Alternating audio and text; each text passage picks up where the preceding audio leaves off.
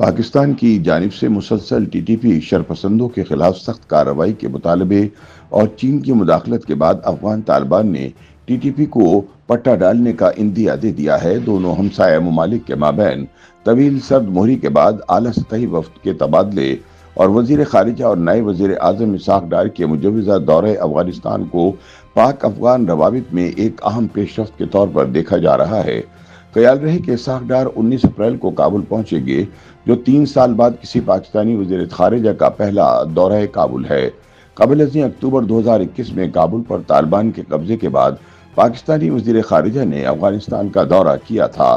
مبصرین کے مطابق وزیر خارجہ اسحاق ڈار کا یہ دورہ چند سال سے جاری دو طرفہ کشیدگی کے خاتمے کا عکاس ہے، جو پاکستان کے سیکورٹی خدشات دور کرنے سے کابل کے گریز کی وجہ سے پیدا ہوئی۔ ذرائع کے مطابق نمائندہ خصوصی محمد صادق خان کے کابل میں جوائنٹ کوارڈینیشن کمیٹی کے اجلاس میں شرکت کے بعد طالبان حکومت نے پہلی بار کالعدم ٹی ٹی پی سے متعلق پاکستانی خدشات کے تدارک پر سنجیدگی دکھائی ہے۔ اس پیش رفت کے تناظر میں وزیر خارجہ کو کابل بھیجنے کا فیصلہ کیا گیا۔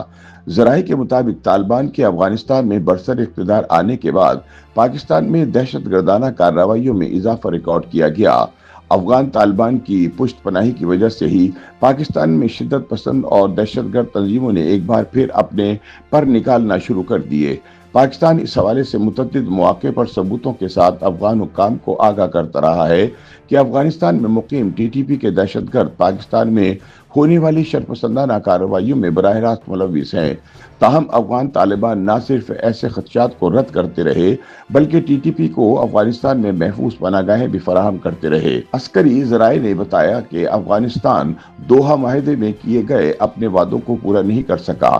کالعدم ٹی ٹی پی افغانستان کو پاکستان میں دہشت گردی کی سرگرمیوں کے لیے اڈے کے طور پر استعمال کر رہی ہے۔ تاہم اب پہلی بار طالبان نے ٹی ٹی پی کے شرپسندوں پر شکنجہ کسنے کی حامی بھر لی ہے۔ تجزیہ کاروں کے مطابق پاکستان میں دہشت گردی کا رجحان ہمارے ہمسایہ ممالک خصوصاً افغانستان اور بھارت کے ساتھ ڈائریکٹ جڑا ہوا ہے۔ تاہم ایک طرف اپوزیشن ملک میں بڑھتی دہشت گردی حکومتی ناقص پالیسیوں کا شاخسانہ قرار دیتی ہے، وہیں دوسری جانب دہشت گردی کے حوالے سے افغانستان ہمارے لیے درد سر بنا ہوا ہے، کیونکہ پاکستان میں ہونے والی ہر بڑی دہشت گردی کی واردات کے ڈانڈے افغان سرزمین سے ملتے ہیں۔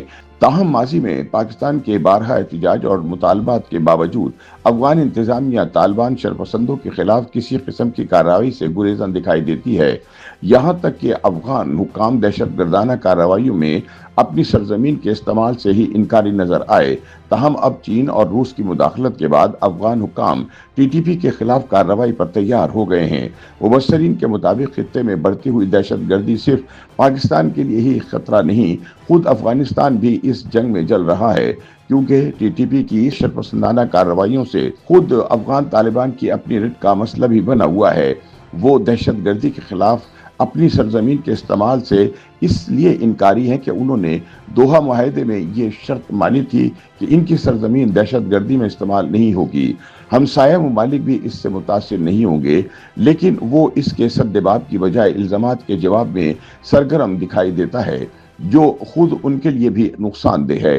تجزیہ کاروں کے مطابق بھارت پاکستان کے نیوکلیئر پاور بننے کے بعد سے پاکستان کے خلاف جارحیت کی پوزیشن میں نہیں، اب اس کا ہدف پاکستان کو معاشی پاور نہ بننے دینا ہے، لہٰذا وہ دہشت گردوں، ان کی تنظیموں اور ان کی ٹریننگ کے لیے فنڈنگ کر رہا ہے۔ وہ سمجھتا ہے کہ اب پاکستان کو دفاعی اعتبار سے تو چیلنج نہیں کیا جا سکتا، لیکن اسے معاشی حوالے سے ٹیک آف کرنے سے ضرور روکا جا سکتا ہے۔